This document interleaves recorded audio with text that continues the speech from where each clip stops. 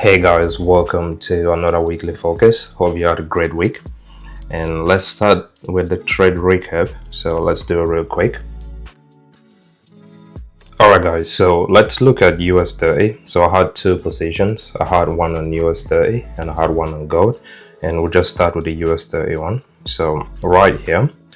So if you look at this was an impulsive play and price came to the downside again. So you can look at it. We had this consolidation, price came to this area and I was looking for entries around an area like this. And the intention was just to take prices to the upside, taking out these highs. And when you look at the aftermath of this, you'll see what happened actually. So price actually played to the upside. And it was a very impulsive play. We even took out this trend line. Like if you're looking at it from the channel thing, we took out the trend line from the upside, had a test, and as price started moving to the upside, I was watching this. So we had a violation of this minor trend within this area, and I closed it. And after that, price just reversed again to the downside. So that was my position on US30, and I closed this at plus 9.5%. So that was a good one on US30. And if you look at this trade on US30, I closed it on plus 9.5%. You look at the previous trades, I had a couple of losses. So before taking this 9.5 hour trade, I had a loss right here. I had another loss right here. So I was coming off of a series of losses, and just taking this position cleared everything out, and that's the beauty of it. All right, let's look at gold. So with the gold one, with the gold one, I had a -1. I think I spoke about this. So when we looked at this last week, I said, if you look at this, we're most likely forming a channel thing, and the way price is moving, it's an impulse correction. So we should expect prices to get to an area like this. But once price got to this area, I wasn't even looking at the charts to close this, and we had price just moving again to the downside, and that was an impulsive play to the downside. So it took me out, and that was a loss. So that was a -1 on gold. Now I have a new position in on gold, so I'm still looking at the buys again. So if you remember, I think I had a buy around this area. So price took me out. We're looking at this trend line right here. So this is an important area for me, and I'm expecting prices to go to the upside first, take out these highs, take out this area. So that was a trade recap thing for me, -1 on gold and plus 9.5% on US30. All right guys, let's look at what makes sense and what matters to us. Look, we're starting with a DXY, and here's on the daily time frame. And again, I can look at it weekly just so we have a bigger picture of what we're looking at. So let's zoom out on the weekly time frame and look at how price is moving. And when you look at it from higher time frames, all we're trying to do is just like the market structure and the flow. So if you're looking at the flow and you're asking yourself, how is price moving? You have an impulse, you have a correction, you have an impulse to this area, you have a correction to this area, and an impulse to an area like this, you have a correction to this area. So looking at it from the weekly time frame, you can tell what price is doing. Every time you have a correction, price takes off. You have a correction, price takes off. So you have a correction again, and you're expecting buyers to react from this point. Now it's going to take time for this to happen. It's going to take time for the buyers to actually kick in, and you might see prices coming down again, just testing that area and making sure there's no sellers actually left in the market. Then you might expect prices or see prices moving to the upside. You might see prices moving to the upside, maybe to an area like this. So that's something I can't really tell. But if you're going off of the things we use and the principles we trade, one thing you can look at is a psychological level. So we're currently sat above this psychological level of 100, and the next is 110, and there's 120. But I'm not looking at 120 right now. So I'm paying attention to 100, and I'm paying attention to 110. So we're playing between these two psychological levels. We have a trend line coming all the way from the weekly time frame, and I think you can look at the same trend line on higher time frames, be it the monthly, 3-month time frame, and even the 12-month time frame. So on higher time frame, like the 12-month time frame, this is actually a correction kind of move.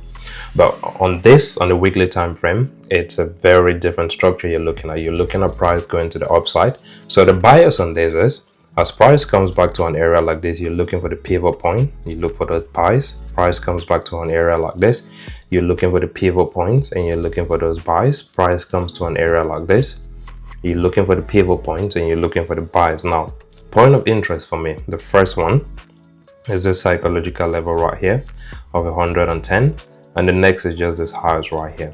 So if we start taking prices to the upside, the first area I'm really paying attention to is this psychological level of 110, and that's, let's say, on the bigger picture thing, higher time frames. That's what I'm expecting. And if we keep going higher, I want to see prices taking out these highs right here. So this is going to take time because you're looking at it from the weekly time frame. So what we can do is clean everything out and step down to lower time frames, and let's see what's happening. So the first one, let's drop down to the daily time frame. All right, cool. So if you remember on the weekly time frame, we're paying attention to this area right here because price is showing you the same thing and how it's reacting from an area like this. So if you look at previous price action, you see how price is reacting from this area. So you're expecting the same thing from an area like this. So this is on the weekly time frame. You're still expecting prices to pull back in ability. Then you look at the buyers going to the upside. So let's look at this on the daily and let's make sense out of this. So on the daily time frame, I'm just going to zoom in on this piece right here. So how is price moving on the daily time frame, and what are the levels you can look at? So personally, I have this piece right here. Price is making lows, price is making lows, price is making lows. So as price makes lows, you're seeing subsequent pullbacks. There's a pullback right there, there's a pullback right here, and there's a pullback right here. So this is something we've been looking at, and I think last week was looking at this, was expecting prices to go all the way to the upside and have a test of this trend line. So just so you're looking at this, as prices moving to the downside, it's giving you subsequent lower lows and lower highs. So you're just waiting for those pullbacks to come in. Now, price pulls back to this area, you're looking for this interaction from the sellers. There's another interaction from the sellers. So same thing, we're expecting sellers to pop in around an area like this. So how do we play with this right now? We'll take this out, step down to lower time frames again, and look at this on the 8-hour time frame. So on the 8-hour time frame, if you look at this, so let's put this sellers, and you're looking at this, you're looking at sellers again. So every time price pulls back, so if you get a pullback thing, you wait for this piece to get broken, and then what do you see? See an impulsive move to the downside. Same thing, correction, impulsive move to the downside. So here's what I'm looking at, and here's what I'm expecting. We've had this correction to the upside. If we break out of this piece right here, then I'm expecting prices again to correct to the downside. Now this is me just playing with what is happening on the daily time frame, and this is me playing with what's happening currently. If for any reason price decides to break out of this space right here, then I'll expect a pullback. Same thing, this psychological level of 100, and not just a psychological level, but you have a psychological level right here, you have a trend line right here. So just the confluence, it makes it like a really powerful area, and you could expect buys again from this area to the upside. But currently we're still in this selling pressure thing, so you still have prices moving to the downside. Reaction sell, reaction sell. Here you had a minor structure, but this was within, so you had a reaction sell. So I'm looking at the same thing right here. There's a reaction, and I'm expecting the sells again. Okay, hold on, and I'm expecting the sells to come in again.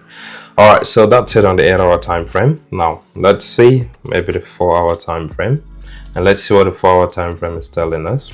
All right, cool. So perfect. So here's what I was looking at, the price moving to the upside. So if you look at the market flow, I was expecting prices to hold around an area like this.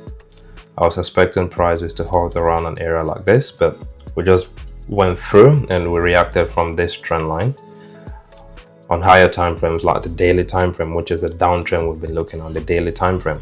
So let's watch this, and I can take this out. So take this out so we can keep this really clean. So what we're looking at currently on the DXY, so here's a 4-hour time frame, and I'll most likely stay on the 4-hour time frame and not look at, let's say, the hourly, it's just going to be lots of price action to look at currently. But I think the 4-hour time frame already shows you a better picture as well. So look at this. What's the market flow right now?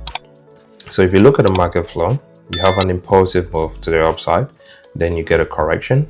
Same thing, you get an impulse and you get a correction to this area. Now this piece right here was a very important part for me, because at this point I had a pivot point set at this point. So there's a criteria for a pivot point being set and stuff like that. So you're looking at this again, it's an impulse and you're expecting a correction to come in. So if we're expecting a correction to come in, if you're expecting a correction to come in, I'm looking at this piece right here. As price is moving to the upside, it's giving us these reactions at this point. So I'm expecting prices to pull back to an area like this, like most likely pull back to an area like this. So if we see prices coming back to this area, there's a couple of things I'm looking at again. There's a psychological level right here of 100. So price is not just pulling back to this area for like no reason. Like there's many reasons why price could pull back to an area like this, but looking at it technically, if there's an area I'm expecting prices to react from, I'm expecting prices to react from, let's say, this psychological level right here, and I'm expecting prices to react. So you have the psychological level and you have this trend line. So when you bring this together, it's a very powerful point, this area right here. It's a very powerful point. So let's look at this again one more time. So you have an impulse right here and you get a correction. You have an impulse, you get your correction, and your same play, you have an impulse, you're waiting for the correction. So we had a correction right here, but this is not a correction we're paying attention to, because this area is not a pivot point right there. There's an inability to take out this high, so I'm not really considering this. So same thing, if you look at this piece right here, it didn't make sense. It doesn't make sense. So you're looking at it like it's the same thing, it's the same play. It's an impulse correction, but what correction makes more sense? So not every correction actually takes off to the upside. So if there's a correction that's most likely going to take off to the upside, I'll be waiting for the next correction that comes in from this area. So same thing. Now let's put this, and let's put this right here. Let's extend this trend line just so I can play with this. All right, perfect. So if you extend this trend line, here's what I'm looking at. I'm looking at the movement to the downside. So the first thing is, we have this piece right here. Here's the first question. If price comes to the downside, is there a possibility that we're taking out the stop losses below this point? That could be one possibility. But if you look at this piece right here, we didn't take it out. So there's a high possibility we might not take out this area right here. But looking at this, we should see sellers coming in. I'm expecting sellers to come in on the DXY, just so we can test the psychological level, test the trend line, and we're looking at the pivot point around an area like this, because this didn't happen. Same thing, it didn't happen right here, but we had a pivot point set here. So I'm expecting the pivot point set around this area. Then we're looking at prices moving again to the upside. Now we haven't taken out this area perfectly. So the trend line on the daily time frame, we've not taken out that trend line perfectly. So there's still a possibility we might see price taken out, or let's say testing this area. So if you get a reaction from here, you might see price testing this area, then moving to the downside or breaking out of this test, and you see price moving to the upside. So if there's something I'm paying attention to coming into next week on the DXY, is this move right here, impulse, and I'm waiting for the correction to an area like this. Look for the pivot point around an area like this, and we're expecting buys again to the upside. So that's it. I'm expecting a play like this and expecting prices to the upside. So let's put this, and we'll watch this coming into next week. So hold on. So we're looking at this piece right here. We're expecting prices to pull back all the way to this area, and we're expecting a movement to the upside. So price might get to an area like this, or price might even go above this area, but let's stay at this range and just see how price plays out. So Here's my analysis on the DXY, and this is going to be vital because when you look at other pairs, US30, NAS, S&P, those pairs are still, I think, positively correlated to the DXY as of now. But my understanding is, after a couple of weeks, couple of months even, we should see the switch coming back in where you have the negative correlation thing. All right, so that's my analysis on the DXY. Here's the structure I'm paying attention to, this piece and this piece right here. All right, guys, let's look at other pairs and make sense of what we're looking at today. All right, guys, so the first pair we're looking at is US30, and here's on the daily time frame. The first thing I'm paying attention to on the daily time frame is just the market flow and how is price moving. So with the analysis for today, I decided to start with the daily time frame because there's more price action again. And every week, sometimes I'll start with the 4 hours, sometimes I'll go back to the daily, sometimes I even go as far as the weekly, monthly, and stuff like that. It just depends on what I'm looking at, and it depends on how I'm looking at prices, the difficulties I'm looking at, and certain complications. But I think looking at it from the daily today, it's quite okay for me to use this. So what's the market flow? Looking at this, so let's go with the free flow thing. You have price moving like this, price moving like this. So it's just an impulse correction, which is something I've explained a couple of times. You had an impulse right here, you had a correction coming in to an area like this. So this, nope, but this, yes. And we had the same thing. You had another impulse again, and you have price coming back. So price pulled back to this area, which was the pivot point was looking at from an area like this. So price respected this area, and you could see buys kicking up from an area like this. So looking at this on the daily time frame now, what's the overall picture thing? So we're looking at this piece right here, and we're expecting, so if you look at this price, once you had a pivot point thing, price took off impulsively. So once you have price coming back to the pivot point, if you respect the pivot point and the buyer step in again, then the bigger picture thing is to see price taking out this highs, and that's a lot of price action right there.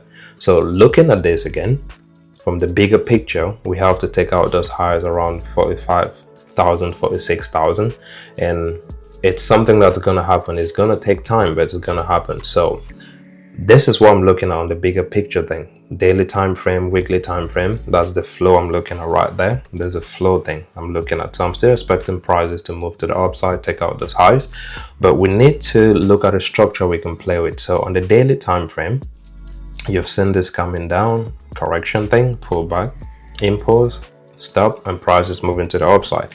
So if this is our current flow right now, with price moving to the upside, then we can zoom into an area like this. Let's see this piece right here. We can zoom into this and look at this piece on lower time frames and try to make sense of that, because on the daily time frame, all right, cool, it's difficult to see what price is actually doing right now, and because there's less candles to work with. But if you step down to lower time frames, then we can look at trend lines to play with.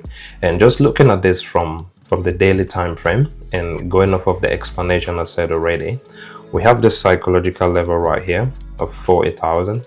Oh, sorry. You have this psychological level right here of 40,000. The next psychological level I'm looking at is 50,000. So if we see prices staying above this area, then we're expecting prices to move all the way to 50,000. So there's a long way to go, but just looking at it, this area, we should be taking out these highs right here. And once we take out these highs, there's nothing stopping us from getting all the way to 50,000.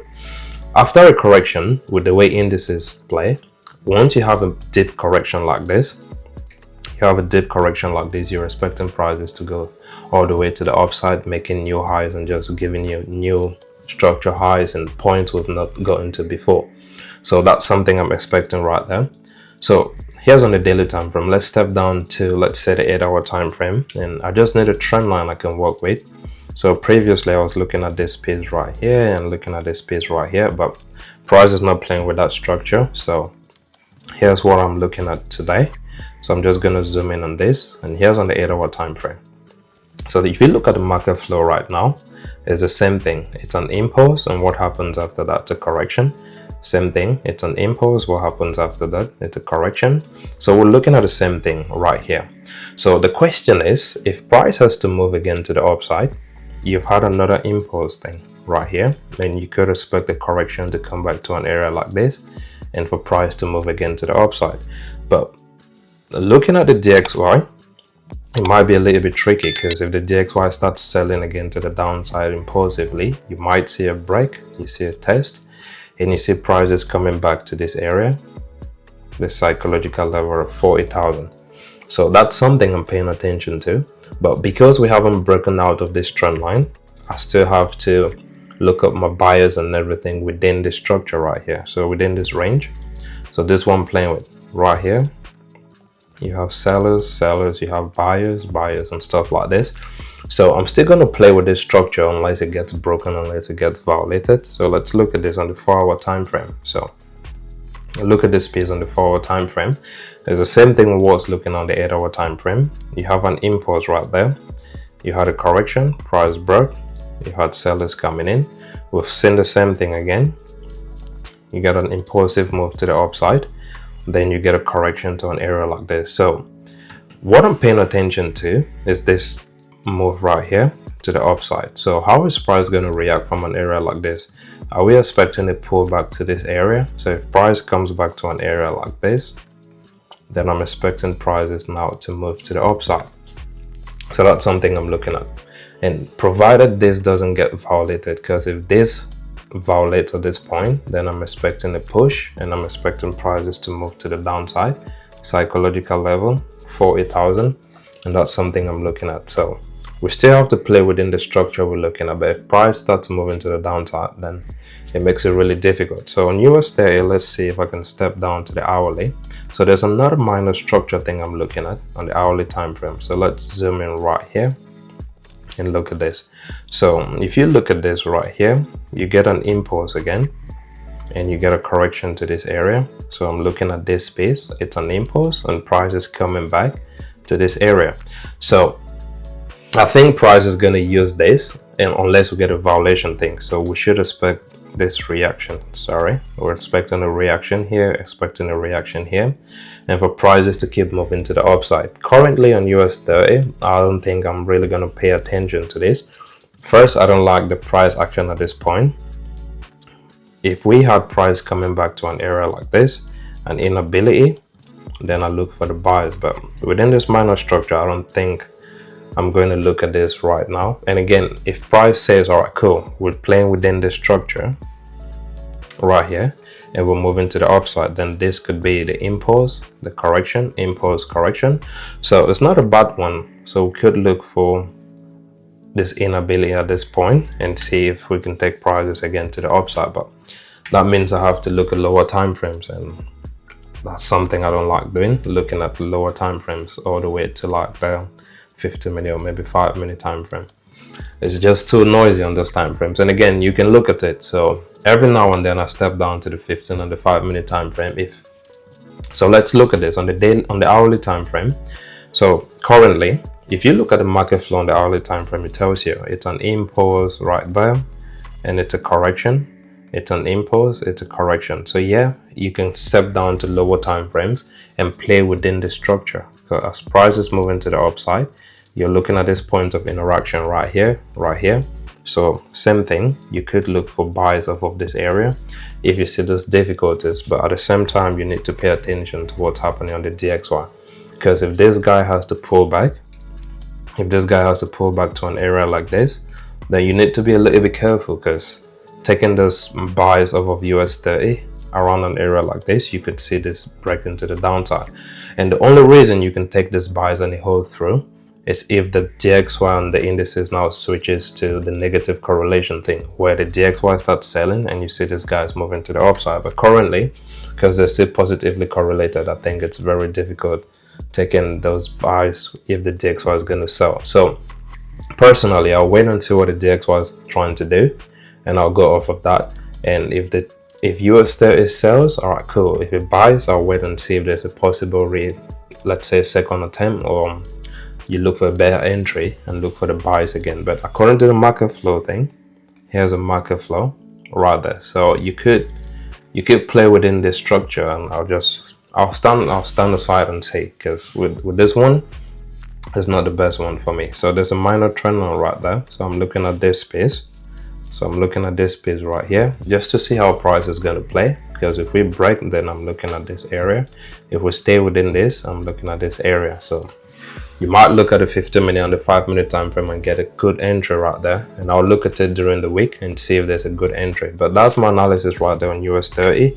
And if you want to stay with the big picture thing, so here's a big picture structure I'm looking at. Not really like big picture, but at least compared to this minor structure here, you can look at this push correction. You look at this push, you wait for a correction to an area like this, and you look for entries. So I'll reanalyze this over the week and see if there's a better structure to look at. But that's a picture thing I'm looking at, that's a structure I'm looking at, and let's see how this plays out. All right guys, let's look at the next one. All right guys, so here's NAS100 on the daily time frame. So let's look at the big picture thing, and there's a couple of psychological levels we could look at as well. So if you go off the market flow, now if you don't understand the market flow theory, it's a very simple theory, but looking at market flow, it's price moving, correction, move and correction and everything, then a deeper pullback. So let's clean this. So how's price moving? You get your impulse right there, you get a correction, same thing, impulse. You can look at this piece right here as a correction, and you look at this again as an impulse, and you look at this as a correction. But once you have everything moving to the upside, then you're looking at this piece right here, everything, it's an impulse, and what you see right here, it's a correction. So as price corrects, now we have a structure we're playing within, there's a range we're playing within. So where is price headed to? That's one very important thing. What psychological levels can we use? So let's zoom out. Let's zoom in to this piece right here. Perfect.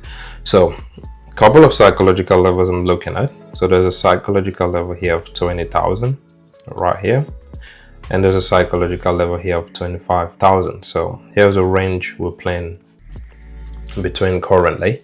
So where is price headed to? Going off of psychological levels, we headed to 25,000. Going off of trend lines, we could be headed to this area right here. So going off of trend lines, we could be headed to this area. So there's a couple of areas we're looking at, but this is going to take time. Now, if this has to happen, I'm going to let's zoom out one more time. So you look at everything, it's an impulsive move to the upside, and you look at this right here, it's a pullback. So once you get an impulse, you get a pullback, you have to give price the ability to test the highs again. Now, NAS100 and the S&P500, these are predominantly bullish pairs. So because these are predominantly bullish pairs, the expectation is for prices to take out these highs right here. So yeah, we're headed to the upside, but this movement to the upside doesn't move to the upside without giving you corrections and pullbacks and everything. So you could see price pulling back. There's a possibility even to an area like this. There's a high possibility you could see price pulling back to this area. So let's see this trend line, psychological level right here. You could see price pulling back to an area like this. It's still a possibility. So we've seen everything happening on these higher time frames, but how do we get involved in a situation like this? First thing, we look for a structure we can play with. So the structure I'm looking at currently, it's this right here. Impulse, correction, impulse. So let's step down to lower time frames and make sense of this. So 8-hour time frame, that's the first one. So on the 8-hour time frame, there's a very clean structure right here, because you have same thing, it's an impulse, you get a correction right here, and after that, so I think this piece right here, you get an impulse again. So we're waiting for a correction, you get this area, you look for the pivot point, and we see if prices can go to the upside. Now, this makes more sense. What the structure I'm looking at on NAS100, this makes more sense compared to the US30 one. Now, if the DXY moves to the downside, this is something I'm going to pay attention to. So I'll be expecting this to move down to an area like this, an inability, then we're looking for prices to move to the upside. So I have to look at this at the same time I'm looking at the DXY, because this makes more sense. So let's look at this on the 4-hour time frame right here. So how has price been moving? So let's look at this range we're playing in. So when I talk about the range, it's this and this. So, and again, you can call it a channel, you can call it a range, whatsoever. All right, cool. So how is price moving on the 4-hour time frame? So coming into next week, the 4-hour time frame and the hourly time frame is what I'll pay attention to for NAS100, because there's a beautiful structure you're looking at right here. So first thing, it's an impulse, it's a correction, and you look at this, it's an impulse, there's a deeper correction right here, deep correction.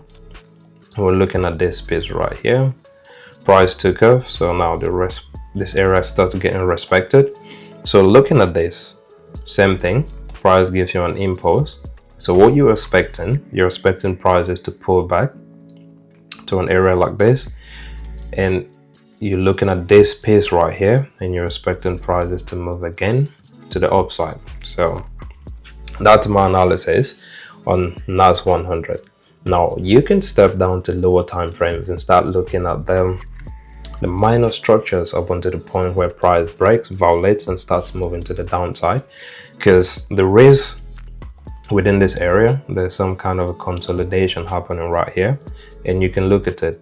Once you had the impulse, price is staying within this area. So there's just this difficulty of a price to make new highs off of an area like this. So if you get a breach, or let's say a break of this area, then you should expect prices to come to the downside. So looking at this on the 4-hour time frame, I think I'll see what's happening, and I'm more comfortable with this pair compared to US30. So this is something I'll pay attention to when I'm expecting prices to drop to the downside. Look for the pivot point and look for the movement again to the upside. So let's clean this and put this right here. So we're expecting prices to drop, we're expecting a movement to the upside. So that's it. So if you had to step down to a lower time frame, so that's what I'm expecting on NAS100. So let's look at this on the hourly. Yeah, perfect. So here's what I'm looking on the hourly time frame. So as price starts moving, there's an inability to go to the downside. So this is going to happen up until the point where it violates, then you see price coming to the downside. All right guys, so let's stay on the 4-hour time frame and we'll watch this and see how it plays next week. Yeah, so this is what I'm looking at on NAS100. So let's see if the S&P 500 has a similar move, and that's the next pair we're looking at. All right guys, so here's the S&P 500. Let's look at this on the daily time frame. So same thing, what was the market flow thing? So with the market flow, it's price moving to the upside, pulling back and stuff like this. So if you look at this piece right here, it's an impulsive move to the upside, and everything that came to the downside is just a correction to the downside. Now the bigger play on this pair, on the S&P 500, when you look at it, the first one, you have these highs right here. Once we start moving to the upside, price has to take out these highs. The next thing, you're looking at this psychological level right here of 6,000, and the next area we headed to is 7,000.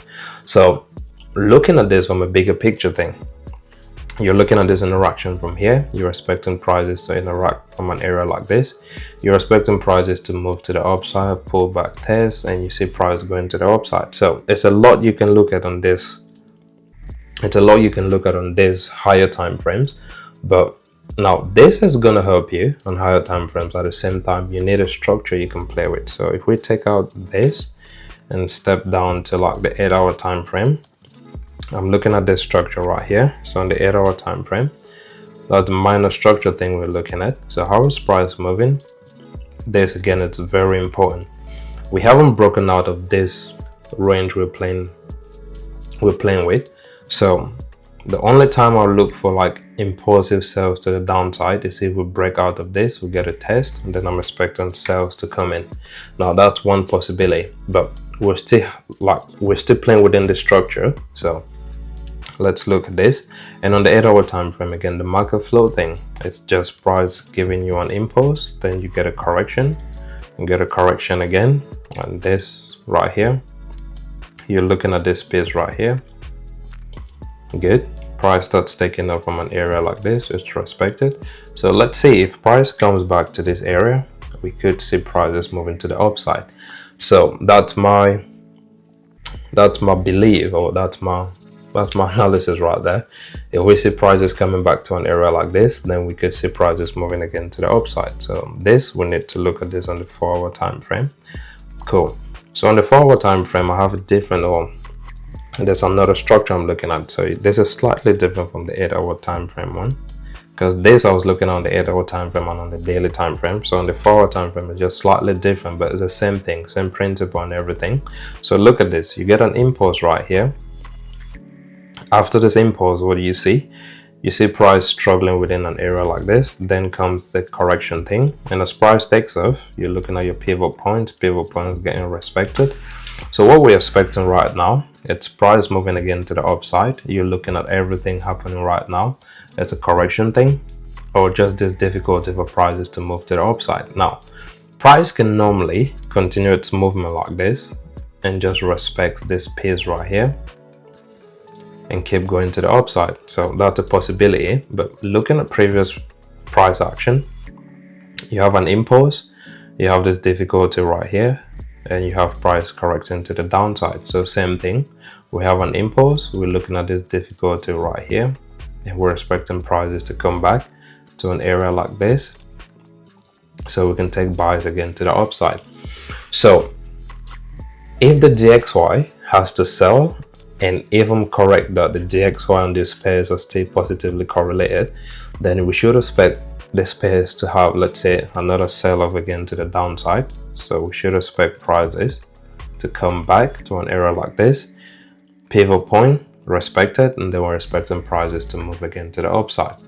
So that's the analysis right there on the S&P 500. So if you look at this on the S&P 500 and you compare this to what's happening on NAS100, it's a similar play. And the S&P 500 and NAS, the correlation on this pair is like really crazy. So if we're expecting the movement to the downside, then a push to the upside on NAS100, then we're expecting the same thing on the S&P 500. All right, guys, so that's it right there. That's my analysis on the S&P 500. If I see some selling opportunities, then you can sell with a correction, but it's always very tricky taking those sells with a correction coming to the downside. The better one for you to do is wait for prices to sell off, then you look for the inability of prices to move to the downside. So you just look at the pivot points getting respected, you wait for these pivot points to get respected, and inability of prices to go past those areas, then you're looking for buys again to the upside. All right, guys, so that's my analysis right there on the S&P 500. Let's look at the last one, the most interesting pair, and that's gold. All right, guys, so if you look at this, so I have this buying trade, so I have this buy possibility on gold. So you're looking at this space right here, so I had to buy around an area like this. So let's look at them, let's look at the price thing, let's look at the charts and see the analysis I was looking at. So perfect, here's gold on the daily time frame. So let's zoom out just so I can see what's happening perfectly. All right, cool. So if you look at this, so I just had to zoom out so you can look at the market flow thing. So how is price moving? It's an impulse correction, impulse correction, impulse correction. So you're waiting for prices to pull back to areas like this, pull back to areas like this, and most likely pull back to an area like this, so you can look for buying opportunities. But currently, the trend line I'm paying attention to is this piece right here. So prices respecting this area, so that's a trend line. So I have to use this trend line unless it gets violated. So at this point, the trend line hasn't been violated. So let's look at this. So on the daily time frame, if price has to keep moving to the upside, so same thing, we'll explain this already. Once you have an impulse, you wait for your correction, and what happens? You get the highs taken out. You get the same thing. It's an impulse, you wait for the correction, and what happens? You get the highs taken out. So if you look at this piece right here, it's another impulse to the upside. You wait for the correction. In this correction, it's not just happening at random areas. You're looking at this piece right here. You're looking at the same thing. So if price has to respect this structure, then you're expecting prices to take out this highs. So where is price most likely going to gravitate to?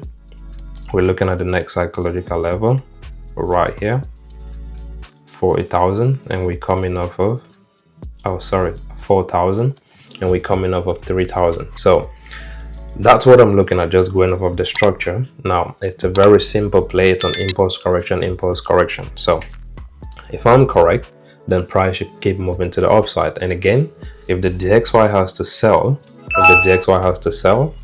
maybe to an area like this, or let's say going lower, then it's gonna make sense with this movement on gold to the upside. And I'm looking at this area right here. We could get to this area, we could take out this area. So those are possible areas I'm looking at. So here's on the daily time frame. You can step down to the 8-hour time frame. So what's the rationale behind this? So it's simple again, impulse, and again it's just consistency. Now I'm not worried if this doesn't play out because I'm respecting the same structures I've been looking at. So that's an impulse right there. You had a correction right here, and I believe for prices to move to the upside. So we're looking at this space right here. So this is it. So this is not just, the reason I'm taking this is not a random spot. First, you have this space right here. So we're looking at this space, just the pivot point. So you have this as a pivot point. And I've seen people explaining pivot points differently. So, and again, that's fine. The important thing is just can you make money from it, and that's all. So this is what I consider a pivot point. So here's my pivot point. I was expecting prices to buy off of this area. So what was the thought process behind this? And again, you have an impulse, and we're expecting prices to take out these highs and move to the upside. So if there's an area that I'm really paying attention to, I'm looking at these highs right here. So I'm looking at these highs right here. So if you look at this, price was pulling back to the downside on lower time frames. You look at it. So here's on the 8-hour time frame. On lower time frames, like the 4 hours and the hourly, you see price pulling back to an area like this, and then you get a violation test, and you're looking for those entries to the upside. So here's my take on gold. I'm still expecting prices to move to the upside unless we get a violation. So if you look at this on the 8-hour time frame, we're still respecting this movement right here. So we still have this trend line. So if this trend line is getting respected right here and price is moving to the upside, that's my reason for entry right there. I'm looking at that inability, and I'm expecting prices to move to the upside. So we can clean this and look at this on the 4-hour time frame right here. So on the 4-hour time frame, it's just a similar play. So you see price coming to an area like this. There's a push to this trend line, and all I was looking for is an inability for prices to move to the downside. And you can compare it with similar movements again, just looking at this inability and expecting prices to move to the upside. Now I look at this differently. So what I'm always waiting for is an impulse, and I wait for the correction. And as the correction comes in, you can look at it. So you're looking at this piece right here. So everything for me is a correction to the downside, but not this piece right here. So this piece makes more sense to me because of certain reasons. First, you have a trend line we're looking at, and price is pulling back to the trend line. You have pivot points that have been set already, so we're expecting prices to move to the upside. So there's other ways you can look at this and wait for entries. If price starts moving to the upside, so let's say you didn't take your entries on an area like this, so what you can do is wait for another impulsive move, and you do the same thing. You wait for price to come back, and you're looking at this as a correction, and you're looking at the play again to the upside. So I think gold is not something I'm going to waste so much time on. So here's a bigger picture thing I've been looking at. And just looking at this, I'm really surprised I took those buys around an area like this. So there must have been something I was looking on lower time frames, maybe on the hourly, but that was a -1. So I'm really attempting the buys on gold. If price doesn't take off from an area like this, so what are the other possibilities? Now step back to, let's say, the 8-hour time frame. So let's look at other possibilities right here. So I'm expecting the buys to the upside, and for some reason, If the DXY does something else and it starts moving to the upside, then you should expect gold to sell. So if this happens, then you're looking at this piece right here. You're expecting a violation, you're expecting a test, and most likely price moving back to 3,000. So that's still a possibility, seeing prices coming back to 3,000. And let's see on the daily time frame what we're looking at. Cool. So if the DXY starts moving to the upside impulsively, you could see a breakout of this area, and we'll see price coming back to this area right here. So we're looking at this space, you're looking at this inability right here, and that's a structure thing. So we're looking at, so currently we're still playing to the upside, and I'm going to respect the movement to the upside. But if we fail to move to the upside, then I know where I'm headed. I know where we're headed to, and it's just a trend line shift. So if this trend line fails, then we're shifting the movement to the side. Then we're looking for buys. There's a psychological level, there's a trend line, just increases the probability, and we're expecting prices to move again to the upside. But that's not happening currently. So what's happening currently is this play, which you can look at on the forward time frame, and just look at how price has been moving. It's an impulse correction. So look at it. It's an impulse, it's a correction. Same thing, it's an impulse, and you're looking at this, it's a correction to the pivot point. This was a good one around 3,000. You had a psychological level, you had the trend line and everything. But same thing right here, and I'm looking for buys again to the upside. So once price comes to the trend line, you're looking at them confirmations, just like how you need to validate the movement. So you can't just take everyone, but you need to validate the movement. So once you validate the movement, you get your entries. First point of interest right here. So let's see if we can take out this highs. The next point is this area, and if price keeps taking these areas out subsequently, then you're looking at prices moving all the way to this area right here, psychological level 4,000. So let's see how this plays out, guys, and I'll keep you updated. So that's my analysis for this week, and I hope this makes sense, and I hope it also helps you look at price a little bit differently.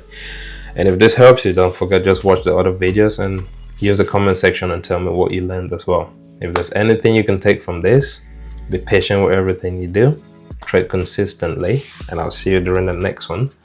Bye for now.